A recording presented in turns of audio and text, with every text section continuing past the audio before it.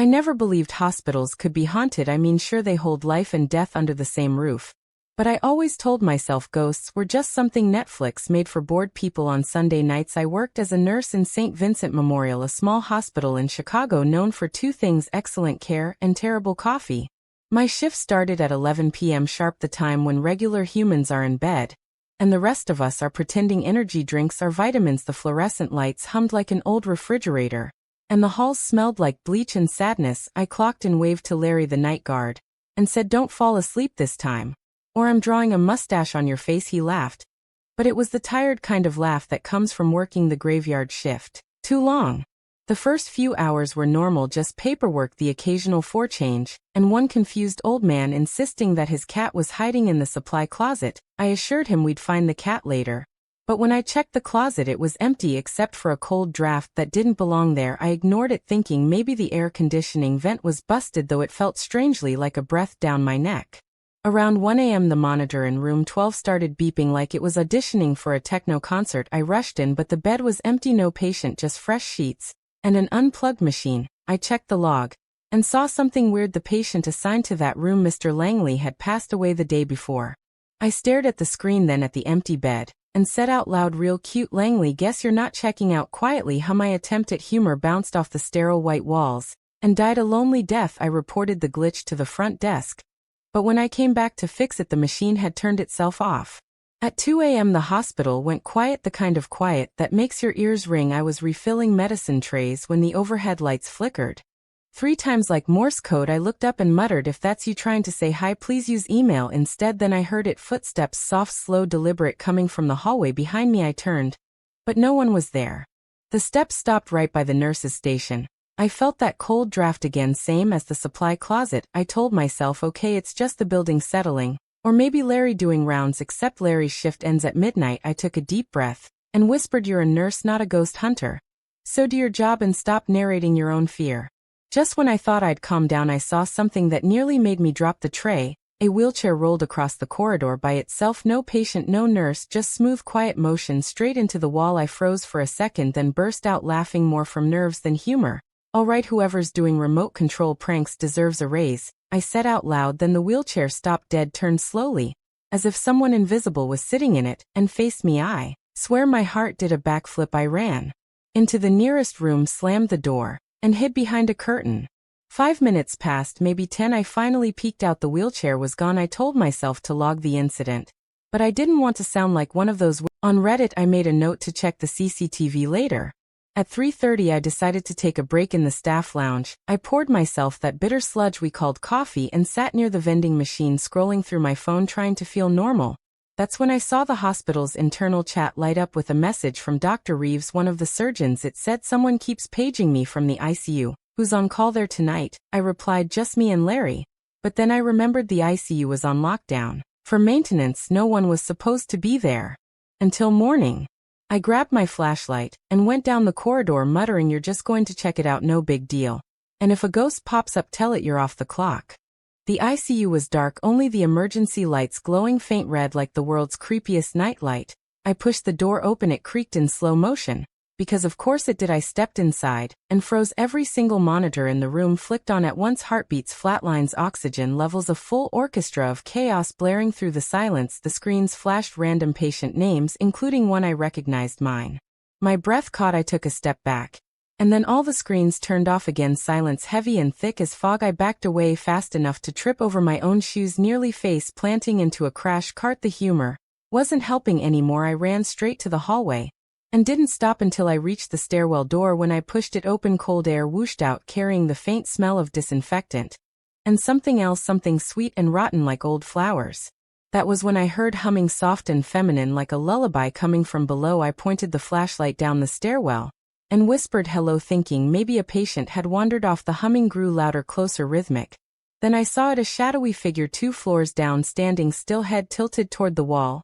I couldn't make out a face or clothes, just a dark shape humming that same tune. I felt my throat tighten, and before I could move, the lights in the stairwell flickered off completely.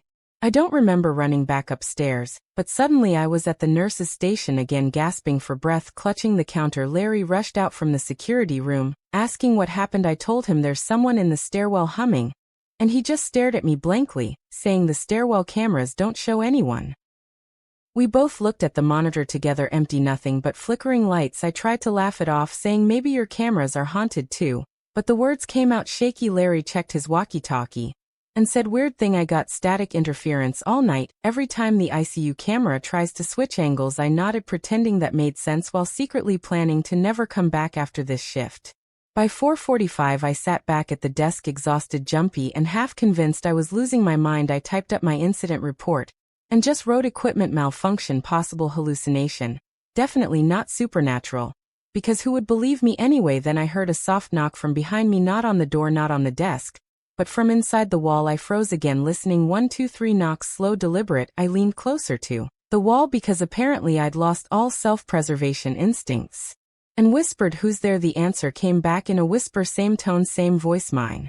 I jumped so hard I spilled coffee on my scrubs, dropped my pen, and backed away, muttering, nope, nope, nope, we are not doing this. I ran straight to the break room, grabbed my stuff, and decided to clock out early because honestly minimum wage didn't cover ghosts. As I walked out the main exit, the automatic doors opened like usual, but for half a second I swear I saw a reflection in the glass standing behind me in the lobby, a woman in a nurse's uniform but older style, like something from the 1950s. She smiled faintly and mouthed something I couldn't hear before the reflection vanished.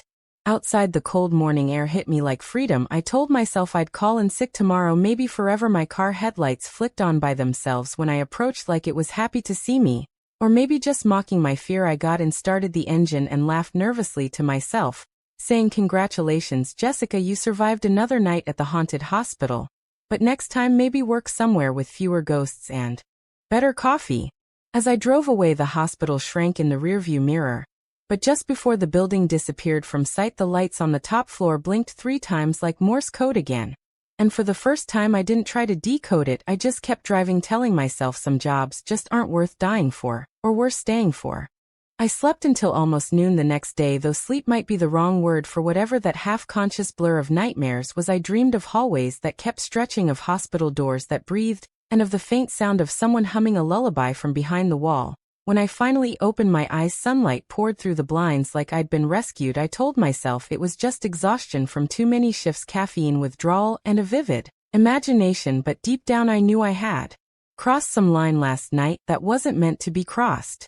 My apartment sat on the 4th floor of a quiet brick building in downtown Chicago, small, cozy, and mostly furnished by IKEA. I made coffee using my loud old espresso machine, which sounded more haunted than the hospital, and laughed weakly at the irony. I tried to shake off the unease scrolling through social media while the coffee brewed, but every time I blinked I saw that flicker of light from the hospital window, the Morse code blinking 3 times like a heartbeat refusing to stop. Around 1 in the afternoon my phone buzzed. It was a message from Larry, the night guard. You're not gonna believe this, Jess. He wrote, the wheelchair moved again last night right after you left. I typed back, haha, funny, Larry. But then he sent a photo, a still from the security camera. It showed the same hallway, but this time there were 2 wheelchairs side by side facing the camera. The timestamp was 10 minutes after I'd clocked out. I stared at the image until the screen dimmed. I turned off my phone, decided to take a shower and maybe scrub the weirdness off my brain. The bathroom mirror fogged up fast, and I wrote with my finger in the steam, no ghosts allowed, as if setting boundaries with the supernatural would help. The water pressure was terrible as always, but warm enough to make me relax until I heard it faint, humming that same lullaby coming from somewhere inside my apartment. I froze, shampoo in my hair, eyes wide. The sound wasn't from the bathroom. It came from the living room. I shut off the water, wrapped myself in a towel, and grabbed the plunger, because apparently that was my weapon of choice. I tiptoed toward the living room, muttering, okay, Jessica, it's probably the neighbors or the TV or your sanity quitting like your job.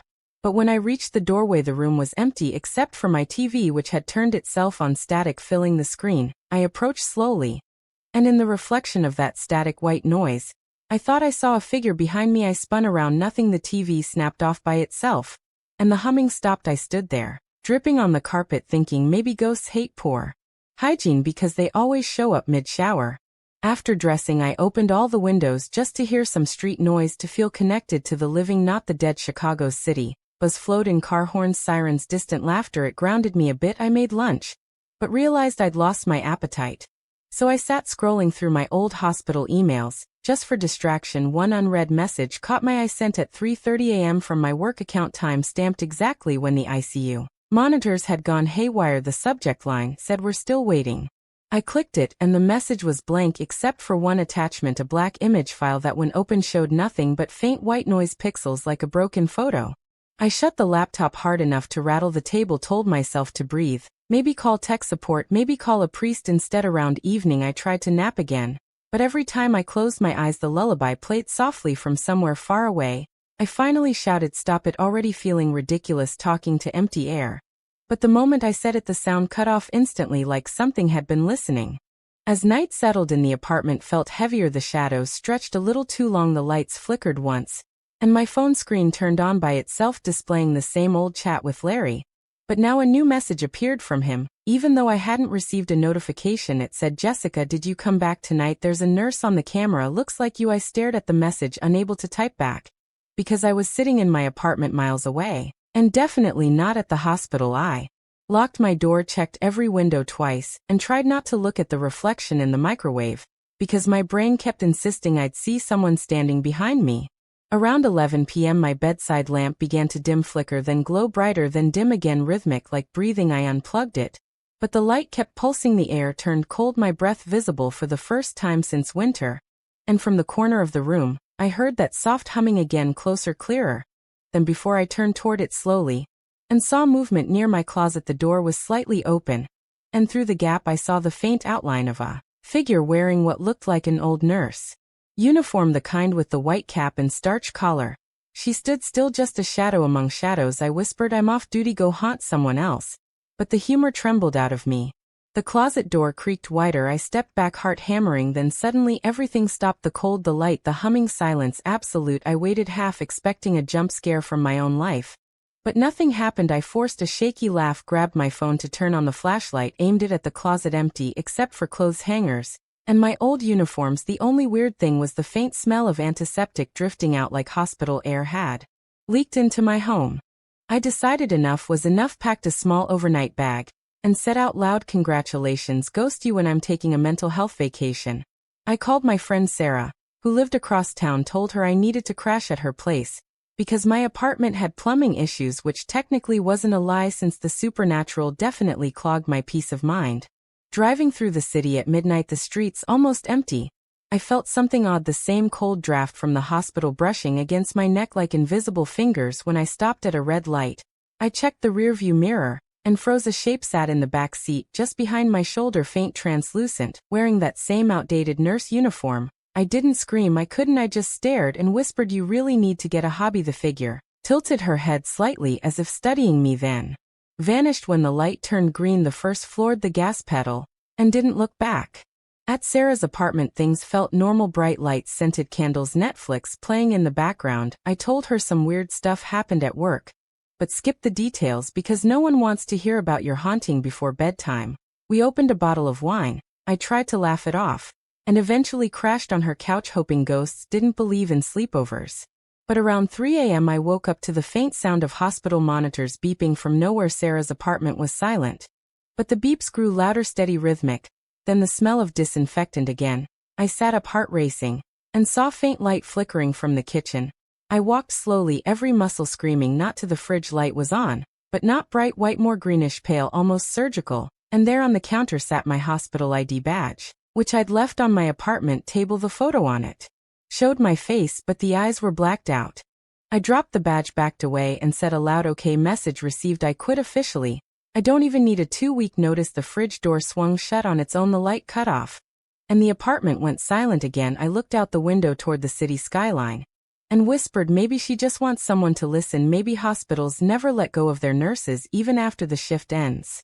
As dawn approached, the humming faded, and for the first time I felt strangely calm, like the ghost had clocked out too. I knew one thing though, I wasn't going back to that hospital, not even for a paycheck or a miracle. Some things you can heal, others you just have to leave behind.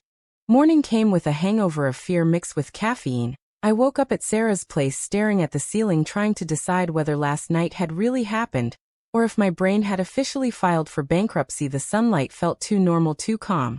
But the hospital ID badge sitting on the coffee table was real enough. I hadn't imagined that I could still see the faint marks where my photo eyes were blacked out, like someone had done it with ash. Sarah handed me coffee and said, "You look like you fought a ghost and lost." I almost laughed at how accurate that was. I told her I was quitting the hospital for good, maybe taking a break, maybe going to therapy, but part of me needed answers. If something followed me, it meant something happened there that no one wanted to talk about. So I opened my laptop, determined to dig into the hospital's past. I started simple, typing St. Vincent Memorial history into the search bar. The official site bragged about community service awards and cutting-edge facilities.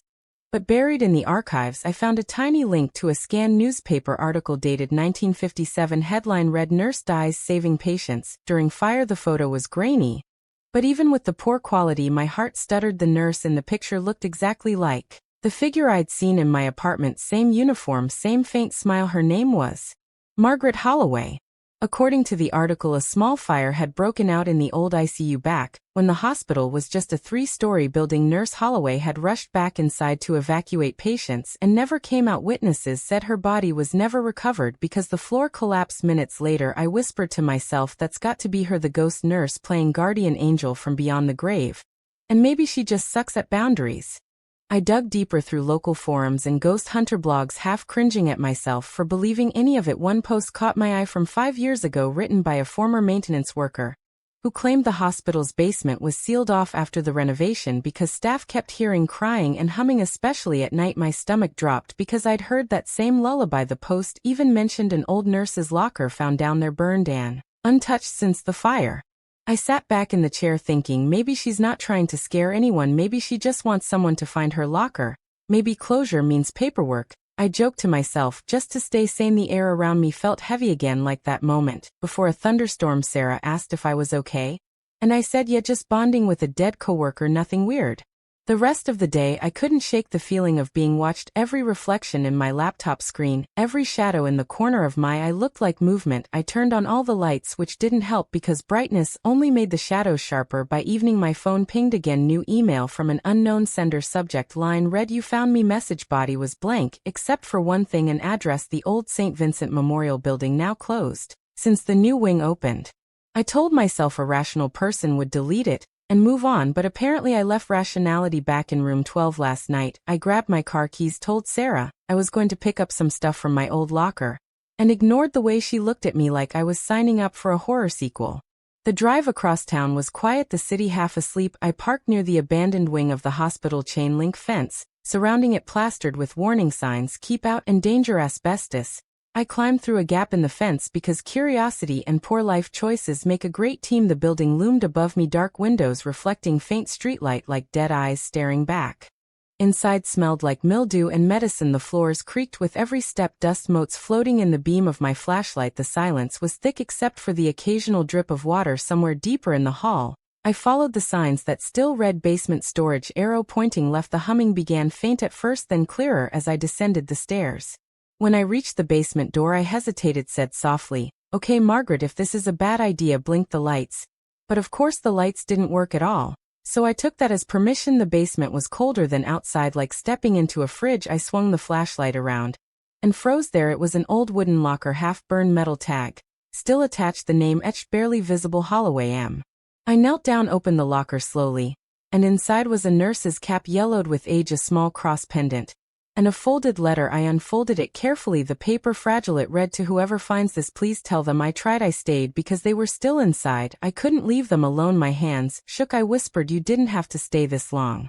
Suddenly the flashlight flickered, the air pressed down like a heavy blanket, and I saw her standing at the far end of the room, same calm face, eyes full of something between sorrow and peace. She didn't move, just looked at me, then pointed toward the ceiling. The humming stopped, replaced by a faint distant cry echoing through the vents. I whispered, "Are they still there?" She nodded once, then faded like smoke.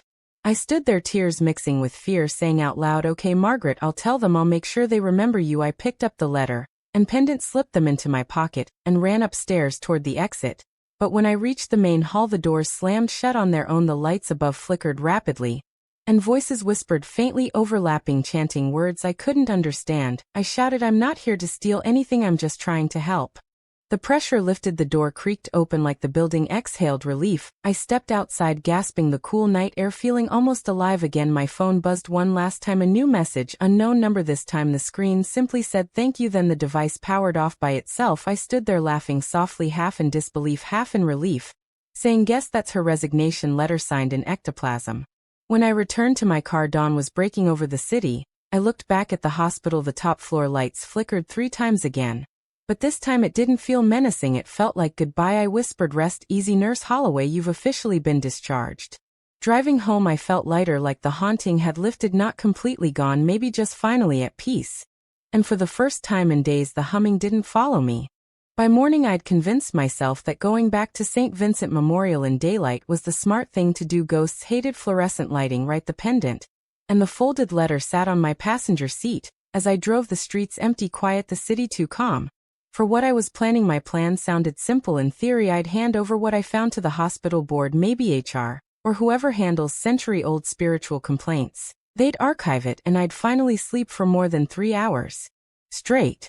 The hospital looked normal again, bright, clean, busy, the kind of place where no one believed in haunted hallways or trapped souls. I parked near the new administrative wing, the one that smelled like disinfectant and denial. I checked in at the front desk, said I needed to speak to someone about old records. The receptionist blinked at me like I'd asked to borrow her soul, then said, "Sure, let me call the archives department."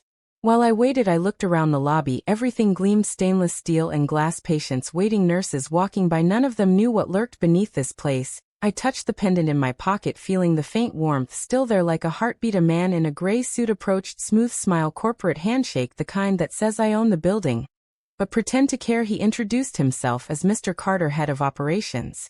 I explained about finding the letter and the pendant during my shift in the old wing, left out the ghost parts because I wanted him to listen. He smiled politely, but his eyes flickered just for a second when I said the name Margaret Holloway.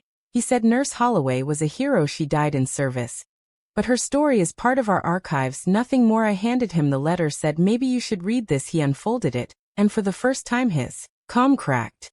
He muttered something like, "This should have been sealed," then looked up at me with a tight jaw, asking where exactly I'd found it. I said in the basement locker behind the sealed door.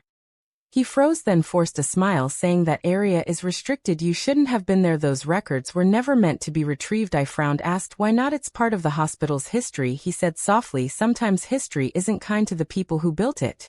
Before I could ask more, a woman in a white coat joined us. She introduced herself as Dr. Klein, the new medical director. She gave me the same professional smile and said, "Let's step into my office, Miss Turner." I followed reluctantly, the hallway too bright, too long. Her office smelled of lavender air freshener, a desperate attempt to hide stress. She closed the door and said bluntly, "You need to leave this alone, Miss Turner. The story of Nurse Holloway is complicated. The fire wasn't an accident." That sentence hit like a slap. I asked, "What do you mean?" Dr. Klein sighed, sat down, and said there were reports of unethical experiments in the old ICU decades ago, unauthorized drug trials on terminal patients. Holloway discovered it, tried to expose it. The fire destroyed the evidence. Or so we told the public. Her tone grew low as she added, "Some believe the fire wasn't an accident at all, but an attempt to silence her." My skin crawled. I asked, "And the bodies that were never recovered?" She looked at me, eyes dark and tired. "Some were moved before firefighters arrived, hidden in the walls during renovation. The hospital buried it because rebuilding was cheaper than scandal." She stood up, leaned closer, whispered, "People lost careers for even mentioning her name. You should walk away." The room grew colder, like the air itself disagreed with her advice. The overhead light flickered twice. My stomach twisted. Dr. Klein frowned and said, "Do you feel that?" And before I could answer, every monitor on her desk blinked to life, displaying static. Then the screens changed, showing old medical records, names, patient IDs from the 1950s. One file flashing open, labeled Holloway M. Inside it read, "Cause of death unknown, body unrecovered, terminated by order of administration." Her face paled. She said, "I've never seen this file." The door slammed shut, lights buzzed harder. I stood up, clutching the pendant, shouting, "Margaret, I'm trying to help." The air crackled, static hissed through the speakers, the screens now showing images of burned hospital corridors. Screams, faint but real. Dr. Klein stumbled back, papers flying. The pendant in my hand pulsed like a heartbeat, and for a second I saw her behind the flickering monitor. Nurse Holloway, faint, luminous eyes calm but furious. She pointed at the ceiling where a faint line cracked open, dust falling softly. Then all the monitors went black. Silence filled the room. Dr. Klein collapsed into her chair, whispering, "What did you bring in here?" I opened my hand, the pendant now glowing faint white. She said, "Get it out, take it to the chapel. Maybe it wants peace." I nodded, bolted from the room, ignoring the staff staring at the alarms now blinking randomly in the hall. The hospital chapel sat near the east wing, small, quiet, the kind of place where prayers go unanswered. I pushed open the door breathless, the pendant vibrating faintly against my palm. Inside, candles flickered on their own. Even though no one else was there, I placed the letter and pendant on the altar, whispered, "You were right, they covered it up. But people will know now, I'll tell them." The ground trembled faintly, and for a second I thought the entire building exhaled. Then I saw her reflection in the chapel glass, standing beside me, her face no longer angry, just tired. She mouthed something I couldn't hear. And then a voice filled the room, soft, layered, like many whispers at once. "They must remember." Suddenly footsteps pounded behind me. Mr. Carter burst in, face pale, shouting, "What have you done? You have no idea what you're unleashing." I yelled back, "What did you do to her?" He shouted, "She knew too much. She tried to expose the trials. She wouldn't stop. We couldn't let the hospital close. You think you're helping, but she won't rest until everyone responsible is gone." The lights above us exploded, showering sparks. The doors slammed shut, trapping us inside. The stained glass window began to glow, showing shapes, figures burning, screaming, the image of the 1957 fire replaying like film. Carter dropped to his knees, begging, "Please stop this." But the temperature plummeted, frost creeping across the pews. The spirit of Holloway appeared, her face illuminated, not vengeful, but solemn. She reached toward him, and the air around him shimmered. He gasped, clutching his chest, then collapsed unmoving. She looked at me one last time, nodded slightly, and vanished into light.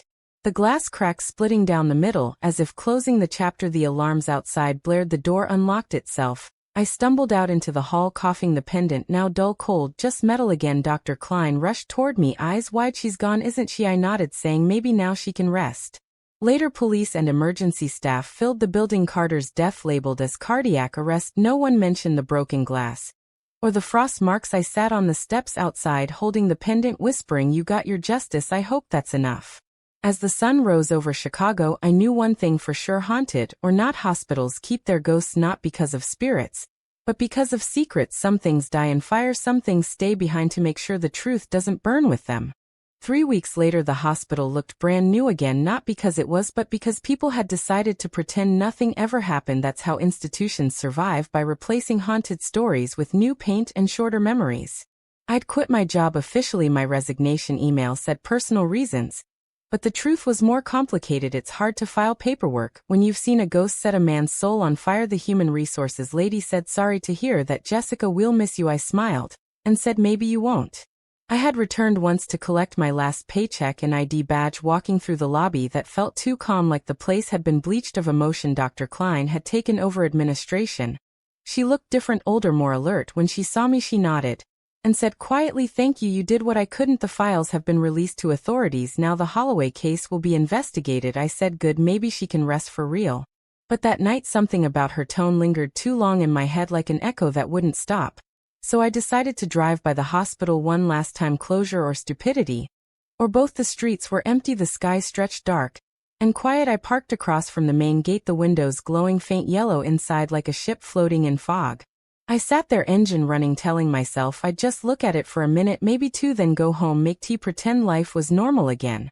But hospitals don't let go that easy, not when you've opened their secrets. The pendant lay on my dashboard, the chain dull under the streetlight. I hadn't been able to throw it away. Something about it felt too final. That's when I noticed it, the light in the old wing flickering on and off. The old wing had been sealed since the fire. The renovation plans were pending, yet someone was moving inside. I leaned closer, squinting through the windshield.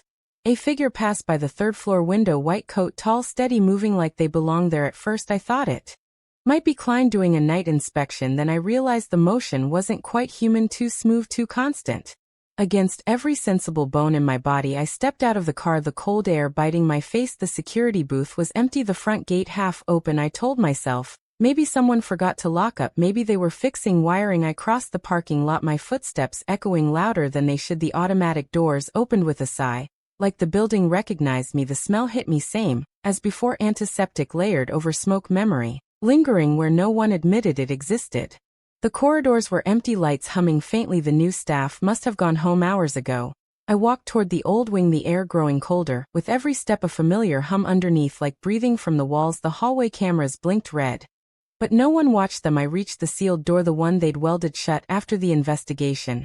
Only it wasn't sealed anymore, the lock hung broken.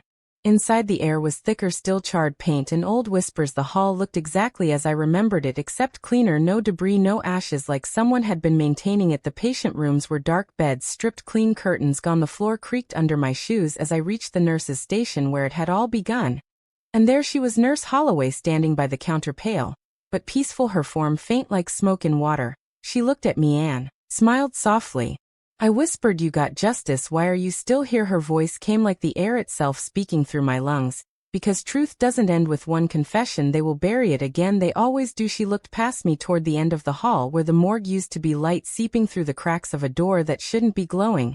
She said they kept the records there. Go see. Part of me wanted to run, part of me wanted to scream, part of me wanted to ask if she could just go, but curiosity or madness pushed harder. I walked toward the morgue door, the light inside pulsating. The moment I touched the handle, the entire hallway sighed like it remembered pain. The room beyond was not the cold storage room I remembered, but an archive, walls lined with boxes stacked high, each labeled restricted files stamped in red ink. I walked between them, heart racing.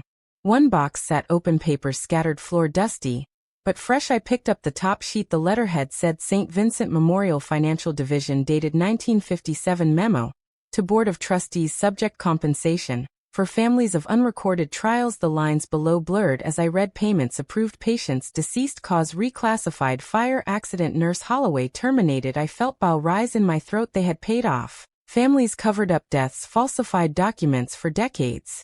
Suddenly the light behind me dimmed, and I turned, expecting her.